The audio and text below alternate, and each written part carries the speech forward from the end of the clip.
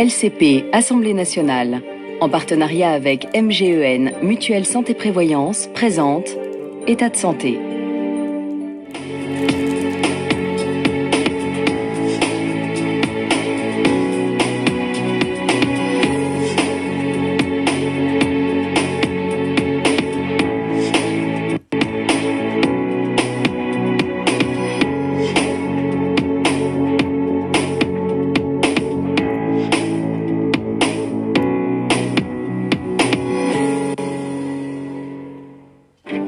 Pendant toute la durée de la pandémie, pour faire face à l'afflux massif d'hospitalisations, de nombreux hôpitaux ont dû déprogrammer des soins. En interne, déjà, oui, on est obligé à des moments de demander des renforts des autres services parce que sinon on s'en sort pas.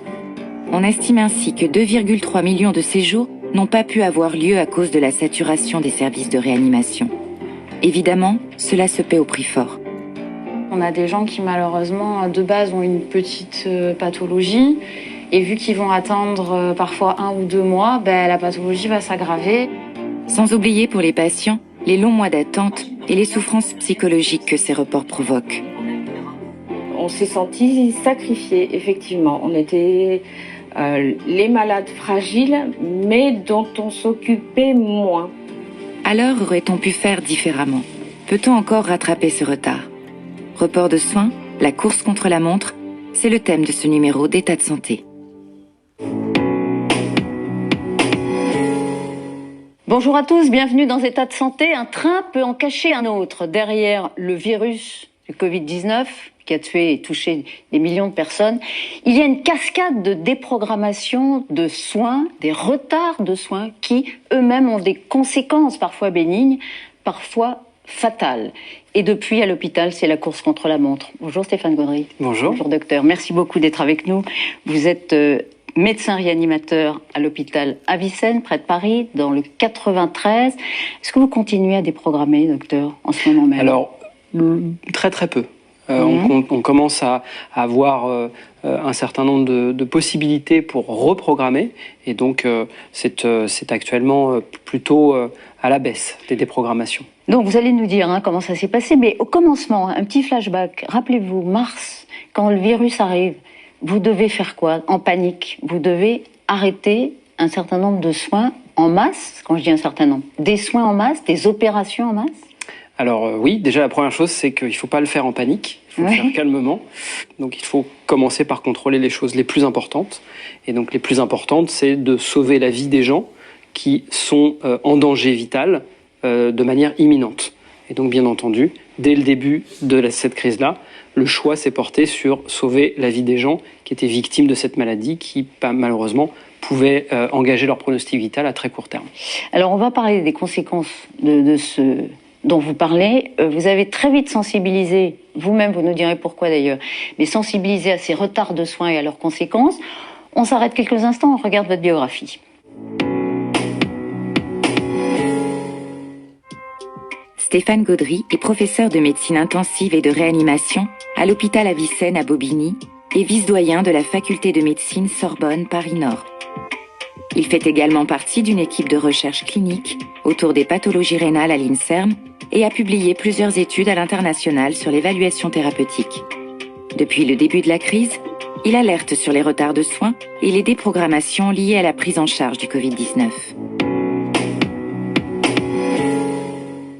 Docteur Gaudry, les déprogrammations de soins, c'est à 90% du fait évidemment des médecins. C'est une décision des médecins, mais il y avait aussi des patients qui ne voulaient plus venir à l'hôpital se faire soigner. On a constaté qu'un certain nombre de patients ne venaient pas à l'hôpital, en partie parce qu'ils avaient peur de contracter cette maladie-là pour laquelle on n'avait pas de vaccin à l'époque, et donc qui finalement se déprogrammaient et perdaient, on va dire, leur place dans le système de soins dans lequel ils étaient bien intégrés avant. Vous avez été confronté à des décisions qui sont tout sauf banales à l'hôpital. Tout à fait, c'est dans une carrière, ça arrive une fois ou deux peut-être.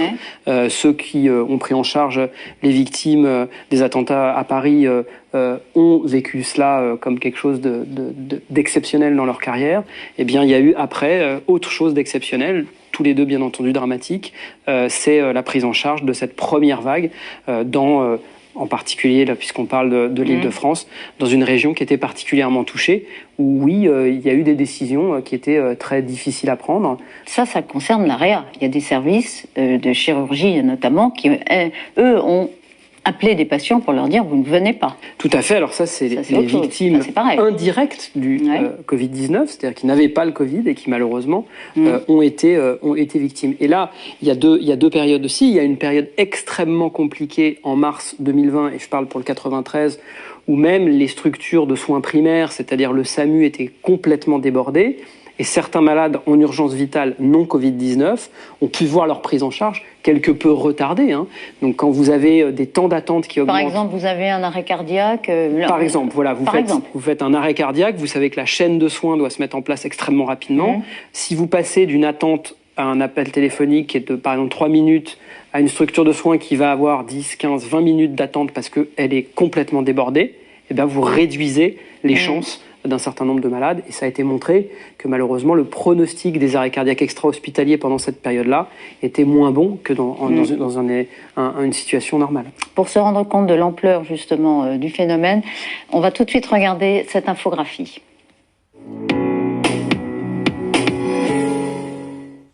En 2020, 2,3 millions de séjours hospitaliers ont été annulés ou reportés à cause de la situation sanitaire, dont 900 000 en chirurgie, selon les chiffres de la Fédération hospitalière de France.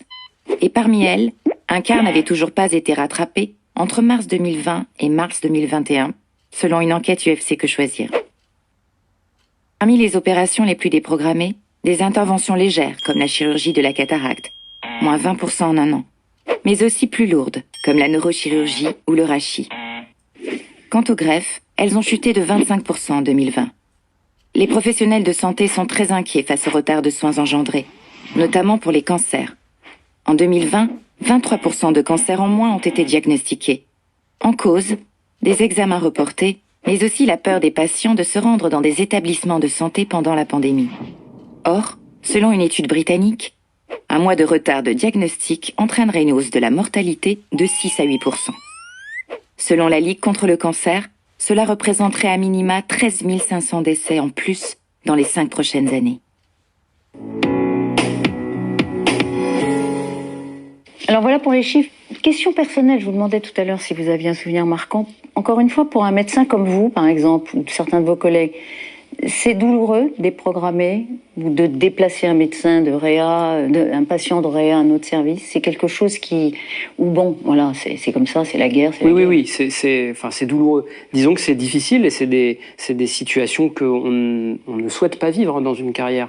Mais il faut, alors bien entendu, il y a les risques pris quand la structure de soins est complètement dépassée avec certains malades. Vous laissez des malades très très fragiles dans des situations en se disant de toute façon j'ai pas de place, je vais attendre d'avoir de la place pour le prendre. Ça ne vous met extrêmement mal à l'aise parce que vous n'avez pas l'habitude de faire une médecine entre guillemets de qualité amoindrie du fait de la surcharge de la structure. Mais par ailleurs, en effet, vous avez raison. Alors moi, personnellement, je n'ai pas appelé de patients ou de famille de patients pour dire qu'on devait déprogrammer, mais en effet, il faut se mettre à la place des personnels qui ont appelé à domicile les gens pour leur expliquer pendant des mois et des mois, pas que pendant la première vague, que leur prise en charge allait être retardée et jusqu'à un terme qui n'était pas vraiment connu. Ça met des gens dans une difficulté physique et psychique absolument très très importante. Et ça continue, docteur. On verra comment ça se passe chez vous, mais ça continue dans beaucoup d'hôpitaux. Regardez le reportage d'Alexia Le Perron, qui est allée à la clinique du Parc à Montpellier. Oui, bonjour madame, je me présente madame Calmé, coordinatrice des entrées et sorties à la clinique du Parc. Je me permets de vous téléphoner, vous avez donc rendez-vous demain pour une hospitalisation avec votre chirurgien viscéraliste. Je me permets de vous appeler aujourd'hui parce qu'au vu de la situation sanitaire, nous allons devoir annuler cette intervention. C'est comme ça des dizaines de fois par jour.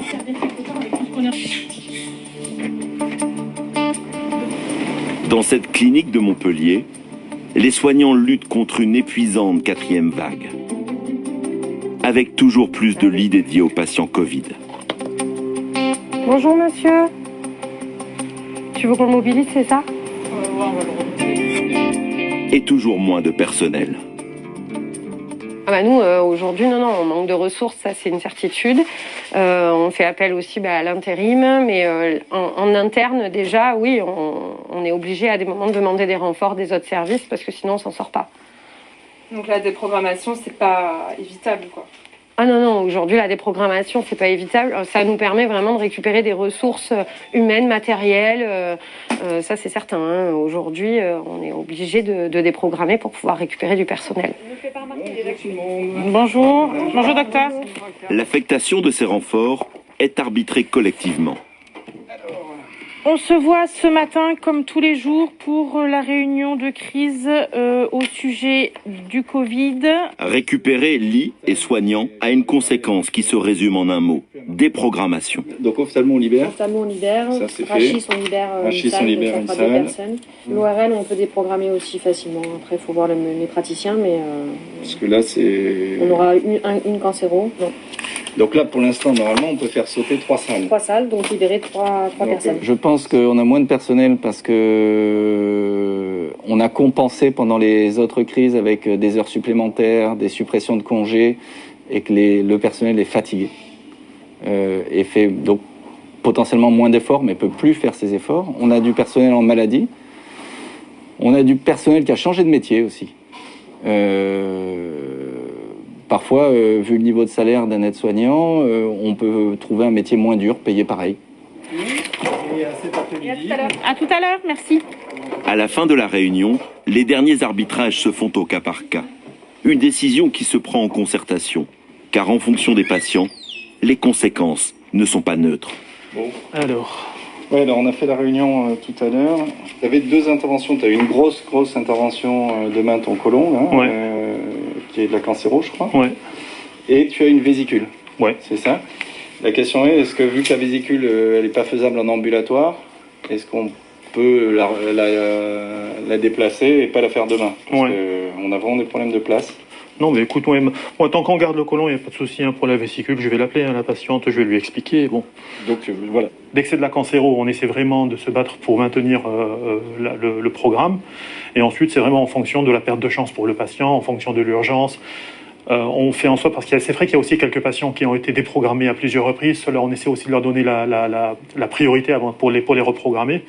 Mais c'est vraiment au cas par cas, quoi. C'est vraiment, et puis parfois aussi le patient a son mot à dire. Il y a des patients qui, même si c'est pas des interventions urgentes, mais qui souffrent quand même. Et cela, on prend ça en compte. Ces derniers temps, la situation s'améliore.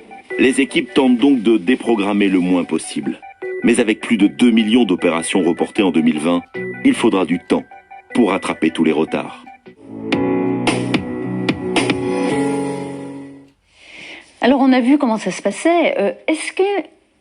Vous allez pas vouloir me dire que c'est le cas, mais est-ce qu'il y a il peut y avoir, non pas des conflits, mais des discussions quand même un peu intenses entre médecins sur le choix à faire de déprogrammation?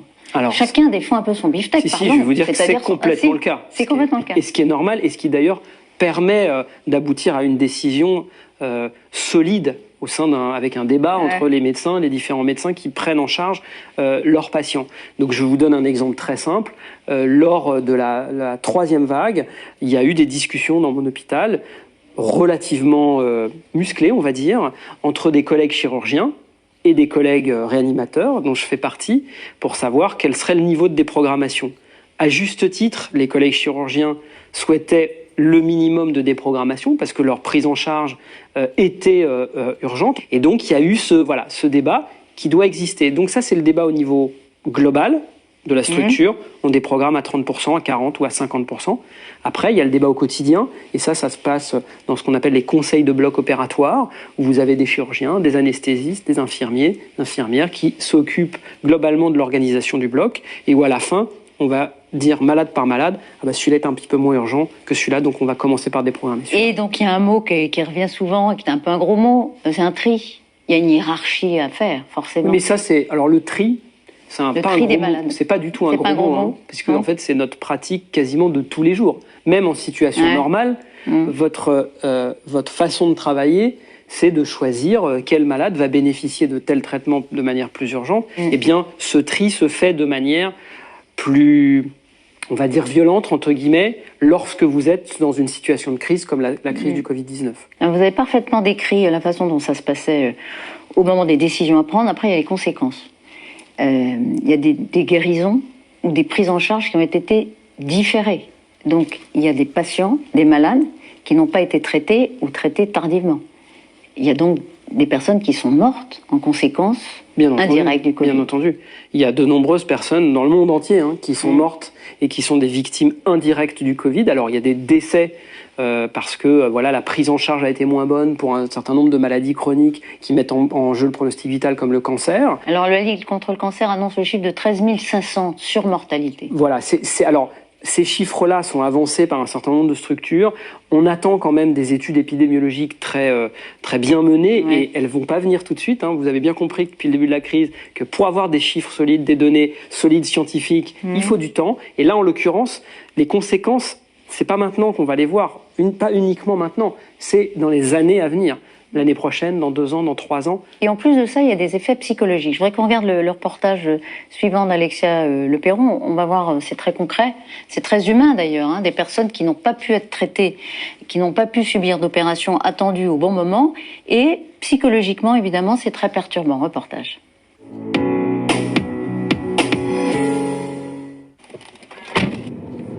Chaque semaine, le même trajet pour Catherine.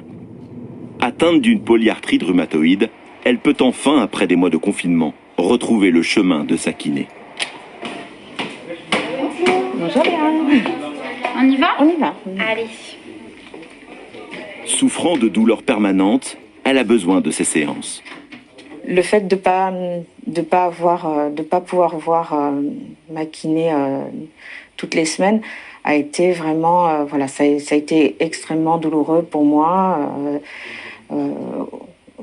Mon corps c'est un peu on va dire verrouillé à cause des inflammations qui n'étaient pas réduites par les séances avec Léa. Une réalité partagée par beaucoup de patients, qui au bout du compte ne sera pas sans conséquences.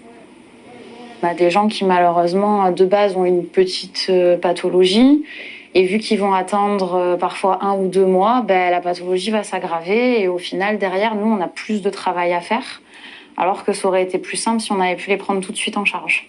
Voilà. Pour Catherine, ces retards de soins pourront être rattrapés. Allez, pouvez-vous relever doucement? Mais pour beaucoup d'autres, ce ne sera pas le cas.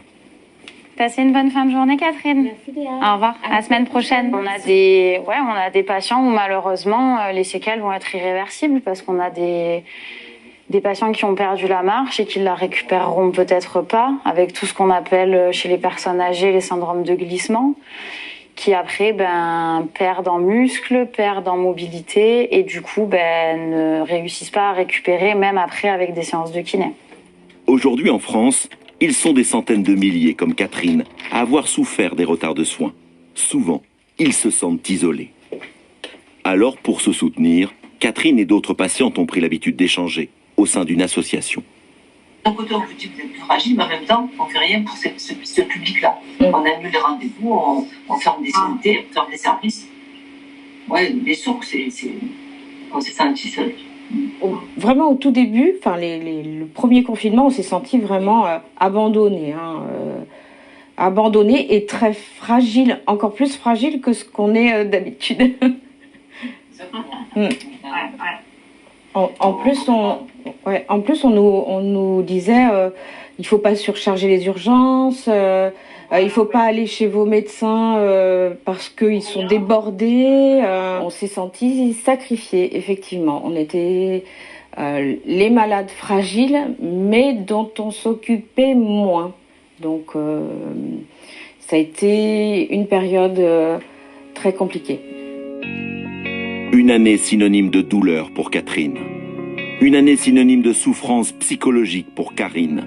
Depuis son cancer du sein, elle n'attendait qu'une chose, sa reconstruction mammaire.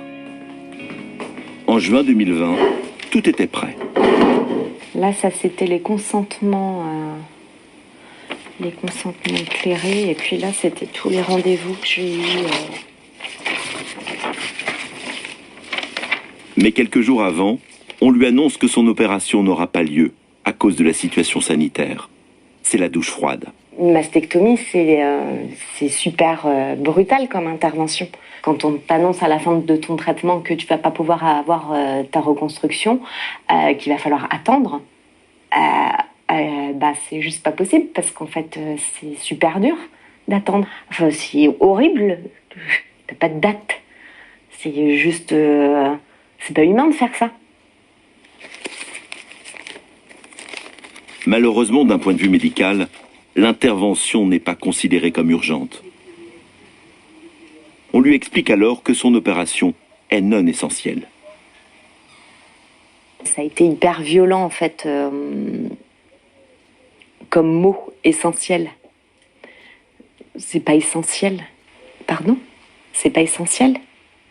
Moi, ma vie, elle est essentielle.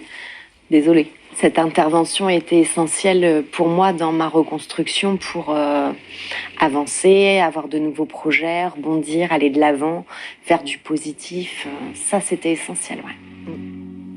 Karine a pu finalement avoir sa première opération.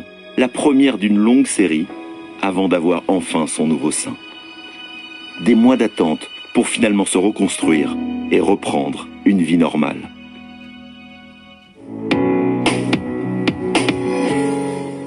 Essentiel, donc c'est un mot qui a été très, très au cœur de cette crise. Cette patiente, vous la comprenez, on lui a dit « vous n'êtes pas essentiel ». Alors quand on attend une opération, même si c'est de la reconstruction, même si certains pensent que c'est que de l'esthétique, c'est terrible.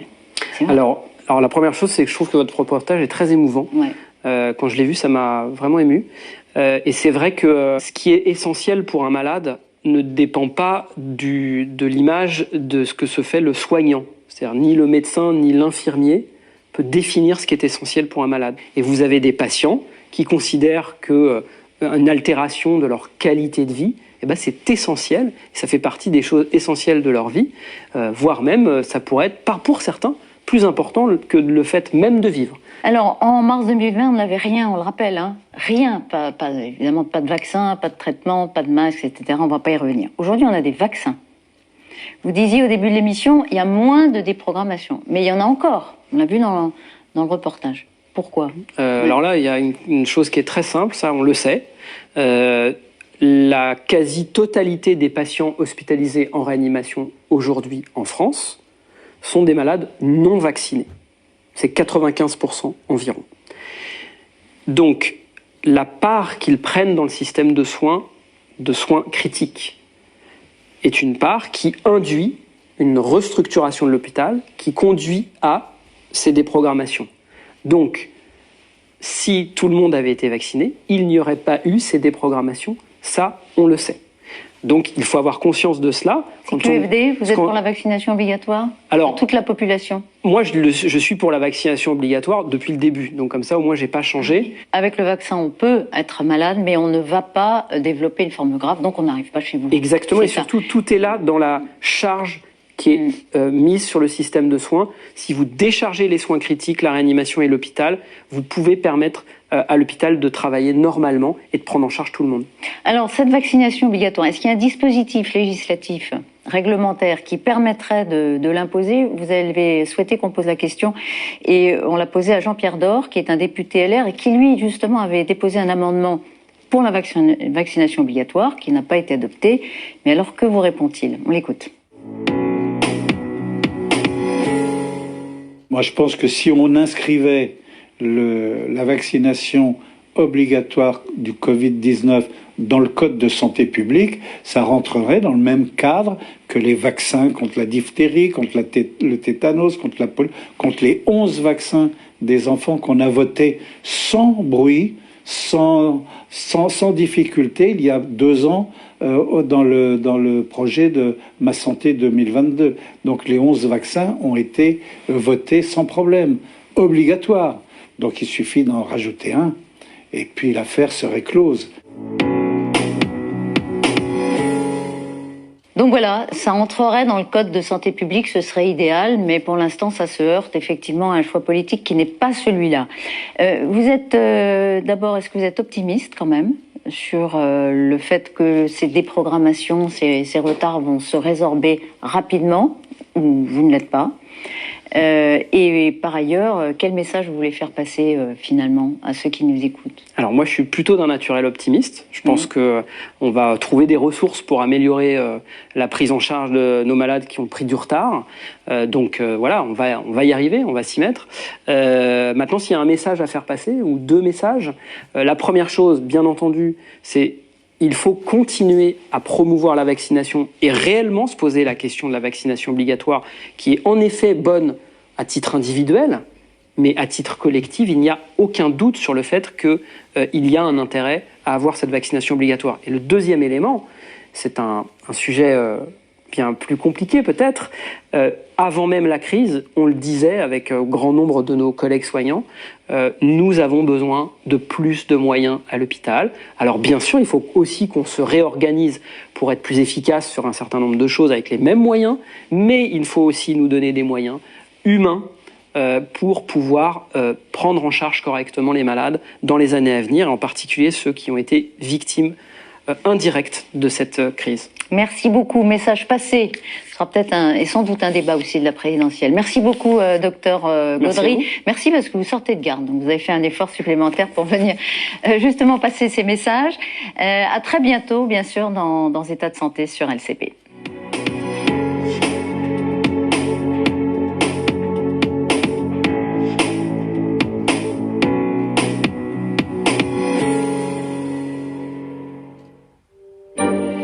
LCP, Assemblée nationale, en partenariat avec MGEN, Mutuelle Santé Prévoyance, vous a présenté État de santé.